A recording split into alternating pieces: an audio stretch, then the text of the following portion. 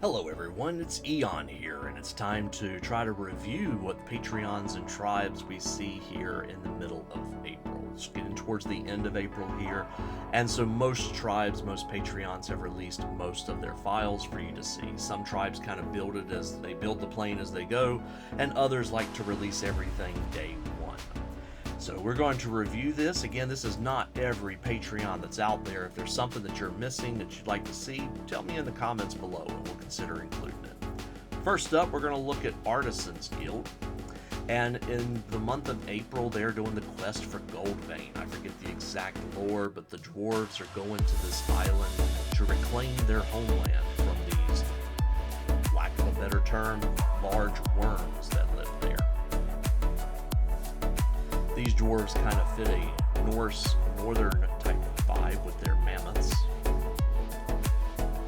Very Viking-like as well. Their axes and the small details that we see on the belt. I do like the scattered terrain. Just a few of the images, a little bit more up close than what we saw on the overall graphic. Next up, we have Archvillain Games. Archvillain Games is extremely prolific. They do both a fantasy and a sci-fi release, depending on what you want to subscribe to. This month, Giant Kin Darkfire is their fantasy release. We see specific characters such as Ignorax the Corruptor, Sidrus the Dark Flame Prime, and Emberglare. Can't decide if that's a spider or a crab or what that's equivalent to, along with Magma Bird. We seem to have some hero characters as well, a dwarf fighter, a Shellkin ranger, and an Emberborn rogue. One of the cool things about Archvillain, in my opinion, is not only are you going to get multiple miniatures, you're going to get 4 variants of that miniature. So the Darkfire Freak comes in 4 different poses, as well as the Darkfire Imp. Darkfire Matron also comes in 4, as well as the Darkfire Ogre. They come with different weapon choices: axe, mace, club and shield, and should we call it a pickaxe? There's a term for it, I can't remember what it's called. And the Darkfire Sentinel also comes in 4 sculpts, various weapons.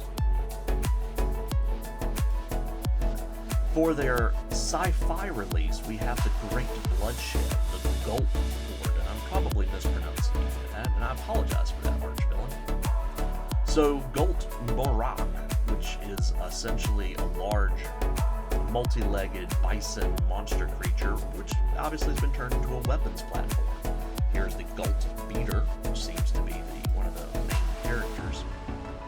Gult Mauler. Not exactly sure how the two are related there. I do like the term that they use here for these Gult. They call them naggers because these look like goblins, and a goblin is probably very big on nagging you, causing you irritation. It's a good name for them. Here we have a war nagger, something that's much bigger, much scarier, and it comes in 3 different variants. Again, different weapon choices, but various pilots. Very cool. And then we have the Gulk War Totem to finish off the Great Bloodshed. Lots of big figures here. Lots of resin will go into that. Next up, we have Cast and Play. Cast and Play, first off, we're going to start back with their throwback.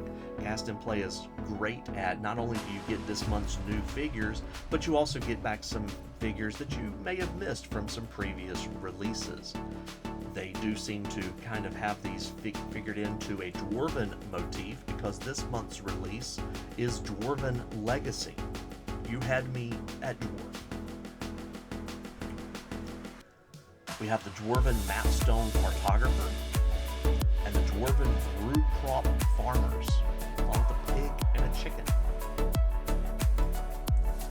Dwarven Stoneflower Herbalists, and they do have their own specific names, as well as the King Durner Goldheart with 2 different poses. Another thing they do is they also, like Epic Miniatures, will number their miniatures, and I do like that because you can immediately tell what you're talking about.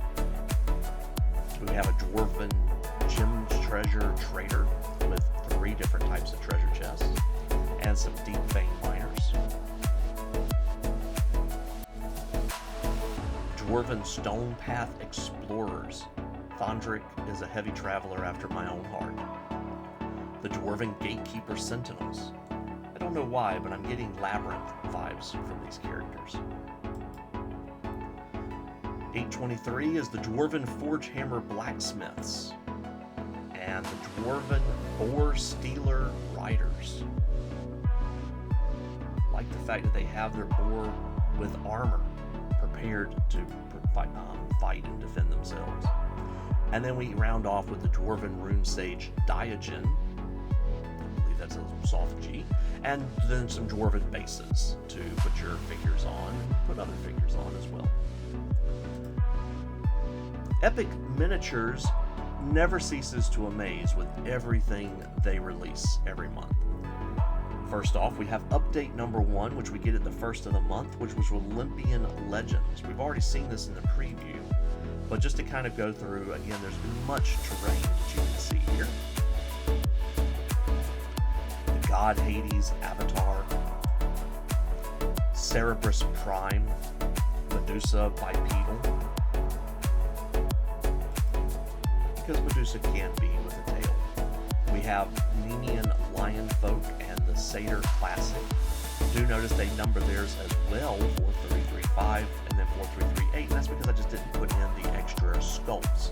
So there's 2 more Nemean Lionfolks at least that you will see, usually 3 of each.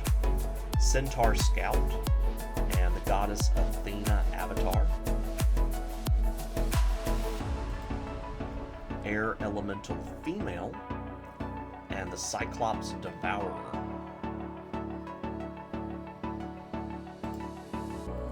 An Olympian Soldier, which again comes in several different poses. The Harpy Classic.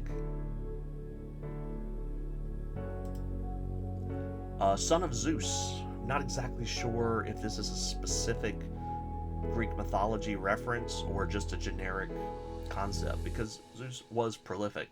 And then the Titan Geryon. Probably not printed quite to scale. The Minotaur Paladin. It's one of those minis I did not realize I wanted. And the Minotaur Female Warrior. Next up, we have another Titan, Hekentonkigares. I know I'm butchering that. For those of you that prefer Greek mythology, I do apologize. I was a fan myself, but it's been a long time. Next, and then we have the new release for the month, the second half of the month. We have Mighty Heroes. This is what's called a brown dragon. We'll come back and look at it in a few. First off, they start you off with lots of different types of terrain and scatter, including the stables, Merchant Town scatter as well. And then we have some scatter for the blacksmith as well, as he prepares and gets your characters and stuff together. Then we have a Sorceress Adventurer.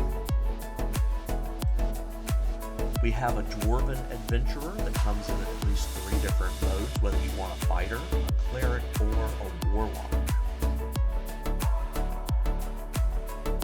Then we have a female dwarf. They said that people have been requesting a classic bearded female dwarf, and they are here to oblige. So if you want a bearded female dwarf, this is the month you need to join Epic Miniatures.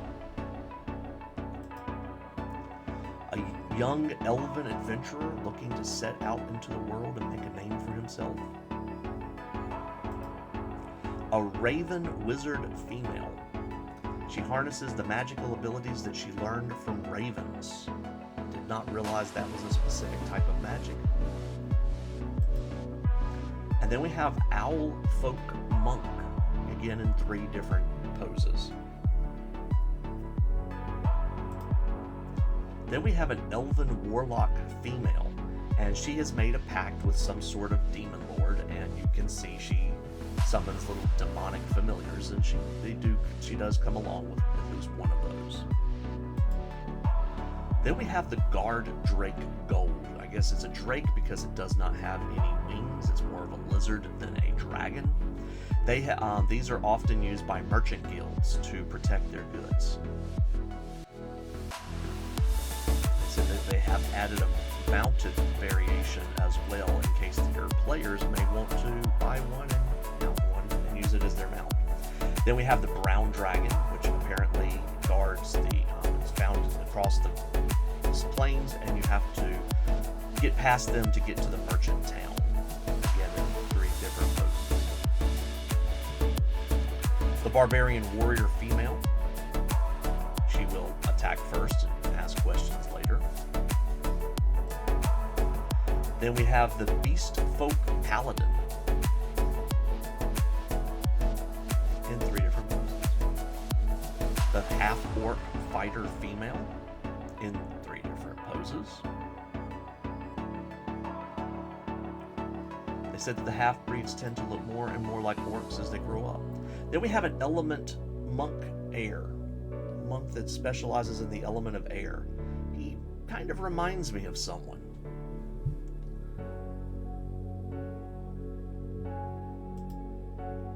And then there are baby boulets. I do believe it's pronounced boulet, but it might be bullet, B-U-L-L-E-T-E, in case you are correcting my pronunciation. But apparently there are merchants selling these in the story that they are telling for that. Now, Epic Miniatures has a sister company, Invictus, that does science fiction, and I have played with the idea of including them, so I probably do need to change my icon in the bottom corner, but I wanted to include these because they're all about superheroes this month. This is called the Age of Heroes. So here are a few of their sculpts. Again, there's multiple sculpts for several of these. I am not including every single sculpt for the sake of brevity. I think you can kind of figure out who these 2 characters might be inspired by.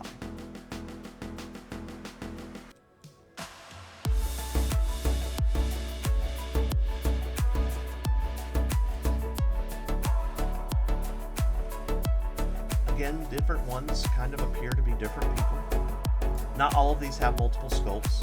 Some do, some do not.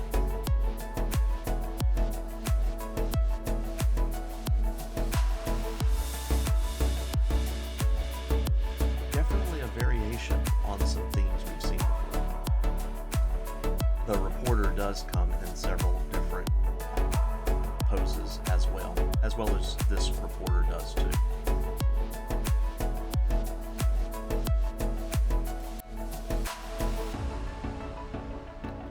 Note too, they feel like they have a slightly different art style to some of these as well.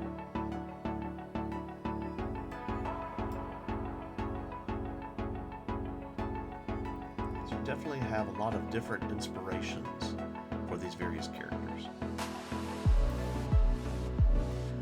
Next up is Highlands Miniatures, and I'd like to show you the Steppe Goblins. They pretty much showed us these at the beginning of the month, but it is worth reviewing. They have now uploaded pictures of what the actual prints look like. I'm not going to include those images here, but you can see we have the Steppe Goblins mounted on their dire wolves or wargs. I'm not sure what they call them offhand.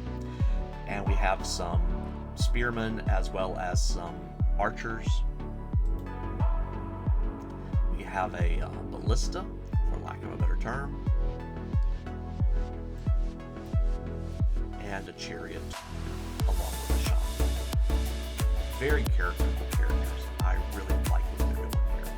Now, before we leave Highlands Miniatures for the month, I do want to point out that they have a frontier, and I apologize for these images that I pulled over. I thought the 3D animated ones would be a little bit more interesting. So these are 3D, and it's a fairly cheap frontier. It's not too expensive, but if you have been collecting some of their Gallia miniatures that they have filled in the past, they are trying to fill in some more heroes and some other characters and so forth as well. Some very nice looking miniatures.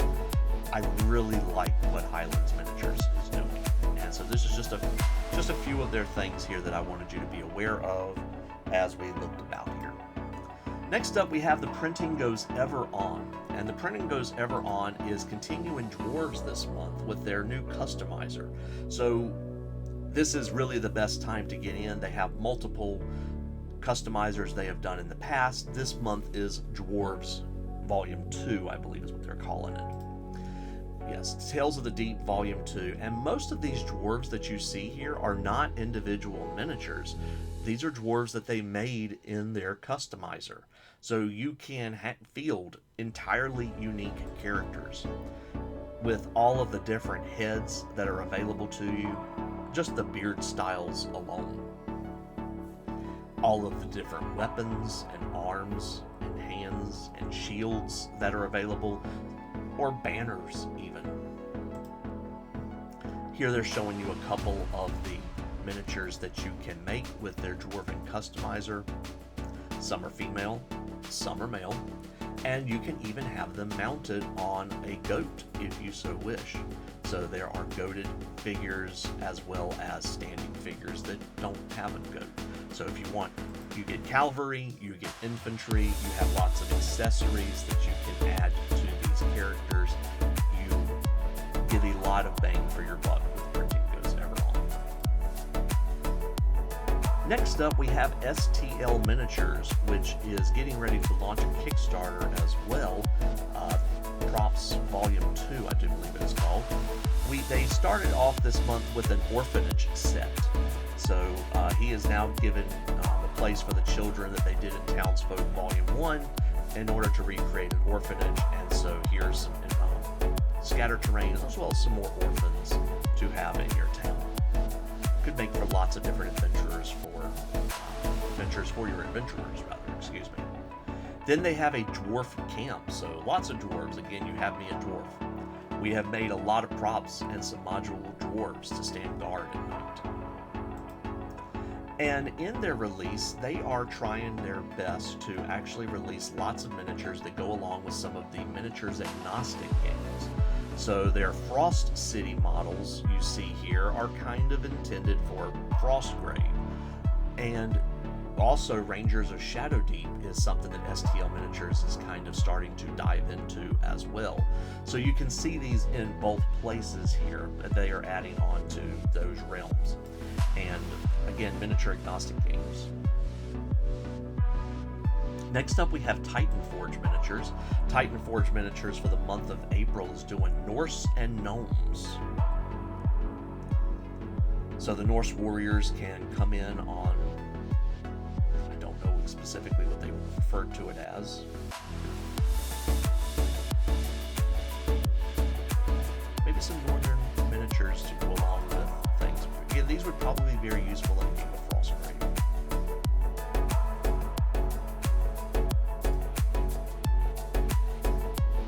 Norse warriors, infantry, and cavalry. They have the tinkering gnomes as well. There's your linemen and your ranged. And of course they come with mechs because they're gnomes. They also like to put out adventures as well as enemies. So you see we have here that these come usually in 3 different poses with Titanforge as well. So if you're looking for a specific hero of that type, you can see that. If you need some skeletons for your adventurers to bash in the dungeons, there they are. And here is a sandworm creature of sorts. Titanforge also usually gives you a set of unique bases to go along with their theme for the month: ovals, circles, squares, and rectangles of all the different sizes that you need.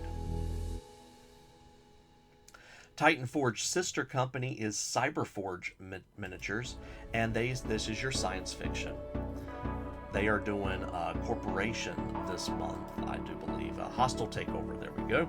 So Hostile Takeover is more of their kind of individual skirmish style miniatures, RPG even. Moonwolves is more for like army battles on the table. So if you want to use those, probably in something like one-page rules is Grimdark, you could probably use those. They have done collaborations in the past.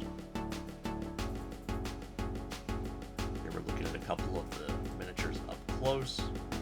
All those corporation grunts ready to fight to the death for the corporation. And Orc's killing me this week. dreadnought, a walker of some sort. We have some cavalry on the backs of very large wolves. And they come in multiple poses as well. And of course, again, they give you bases that fit a science fiction motif. In addition, Cyberforge is doing more with a little grid runner game, I think is what they called it. And this is a new map setup for that, so some scattered terrain. It's a grid-based game. I don't know much about it, in all honesty. And here's some miniatures to go along with it with Corvo scientists. Speaking of one-page rules, this is their 10th anniversary, so happy anniversary, One-Page Rules. They've also released a Grimdark lore book available for purchase. I've yet to get my copy, but I am planning to do that and support them. They have the Vampiric Undead and is the fantasy release for this month, and the High Elf Fleets as science fiction. There's also a huge miniature in the form of the Plague Demons that they're releasing. They always like to release a big miniature every month. Let's start off by looking at the Vampiric Undead here.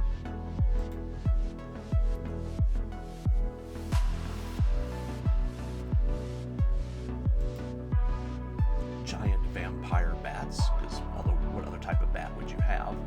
As well as essentially some man bats. Skeleton revenant sorts.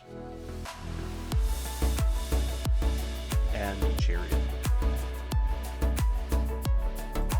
In addition, One-Page Rules is its own game as well, so they like to include measurement devices as well as some objectives and some army-specific dice.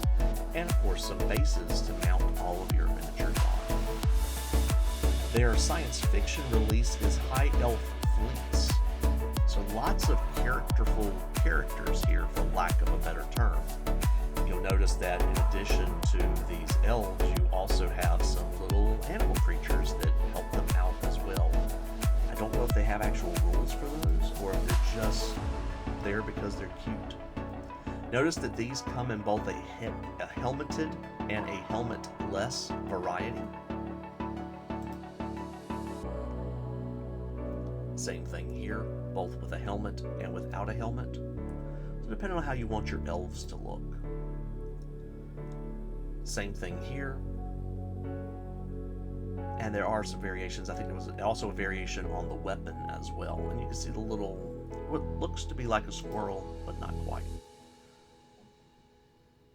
Again, we have a measuring tool, some objective markers, as well as some faction-specific dice. And we also have a set of bases as well. One cool thing about One-Page Rules is that they change up their welcome pack pretty frequently. So right now, with the welcome pack, you get some of these here too. So you can see the welcome pack on the left, some Plague Demons, and I forget the name of the other faction offhand, please forgive me. Also, I did want to mention here on the right, they are starting to do some terrain essentials as well. So this is their new line of modular terrain. They are intending these to be built to be printed on a resin printer and not an FDM printer.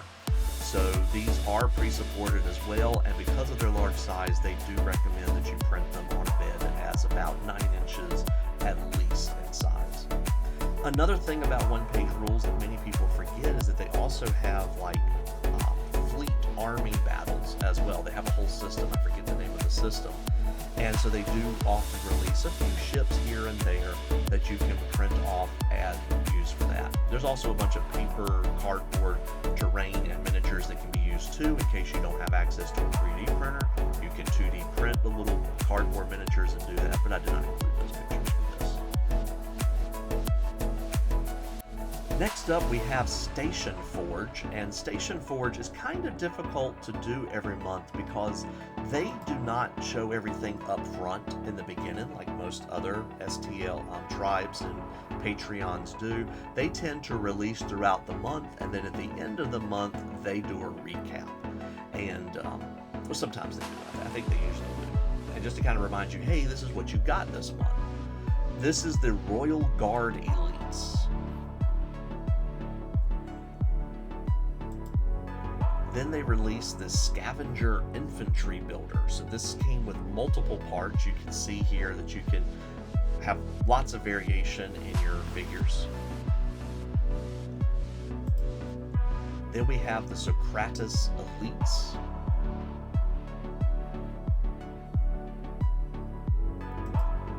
And then we have the Vasgar Freedom Fighters. And if I know Station Forge, I would not be a bit surprised if they don't surprise us with at least one more release this month. Not trying to say they need to, because you've already got plenty of value for your money there, but Station Forge is very good at releasing things constantly. They keep it going along. So anyway, that is it for this month's review of everything. We may come back and do a recap at the end of the month. Hopefully release a preview for May pretty soon, as some of the Patreons are starting to release those already. Anyway, if I missed a Patreon, a tribe, something that you feel like I should have mentioned, then by all means please put it down in the comments below and I'll come back and do this, and we'll see you sooner than later.